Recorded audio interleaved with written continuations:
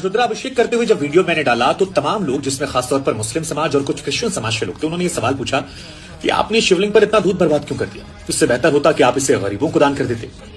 चलिए, इनका तो ठीक था, लेकिन मुझे हैरानी तब हुई जब हिंदू वर्ग के तमाम लोगों ने कहा कि खासतौर पर नई पीढ़ी के लड़कों ने कि सर आपको ये नहीं करना चाहिए था, इससे काफी बर्बादी होती है, गरीबों को आपको दान कर देना चाहिए था।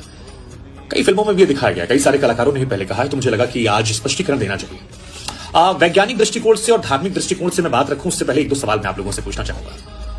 आपसे कभी किसी ने पूछा कि आप अपने बच्चों पर या माता पिता पर कितना पैसा खर्च करते हैं और क्यों खर्च करते हैं? नहीं पूछा ना। तो भगवान शिव हमारे आराध्य हैं, अपनी कमाई का अगर कोई हिस्सा उन पर खर्च कर रहे हैं तो आप सवाल पूछने वाले कौन होते हैं? और ये जो गरीबों वाले ज्ञान वाली बात है ना, ये आपको मजार पर चादर चढ़ाते वक्त नहीं आ रही, या चर्च में जो मोमबत्ती लगाते हैं, कभी आपने सोचा कि वो मोमबत्ती किसी गरीब की झोपड़ी में लगाकर उसको रोशन कर दें?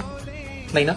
कभी आपने सोचा कि आप अपने जन्मदिन पर जो पैसा बर्बाद करते हैं, नए साल में पार्टियां करते हैं, फिल्मों देखने जाते हैं, हजारों रुपए खर्च होते हैं, 500 रुपए की टिकट आता है, शैंपेन पीते हैं, लॉन्ग ड्राइव पे जाते हैं, कितना तेल खराब होता है? कभी सोचा आपने? नहीं सोचा होगा, क्योंकि वो शायद सोचने वाली बात नहीं है, एजेंडे में सूट नहीं करता। हमें तो हिंदू धर्म को टारगेट करना है।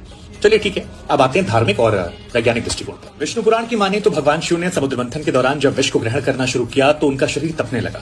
देवताओं ने पानी पिलाया, असर नहीं किया। इसके बाद दुग्धाभिषेक करवाया गया, भगवान को राहत मिली, और तभी से यह मान्यता है कि दूध चढ़ाने से भगवान शिव प्रसन्न होते हैं और हम जैसे भक्त दुग्धाभिषेक करवाते हैं। खैर, इससे आपको क्या लेना देना।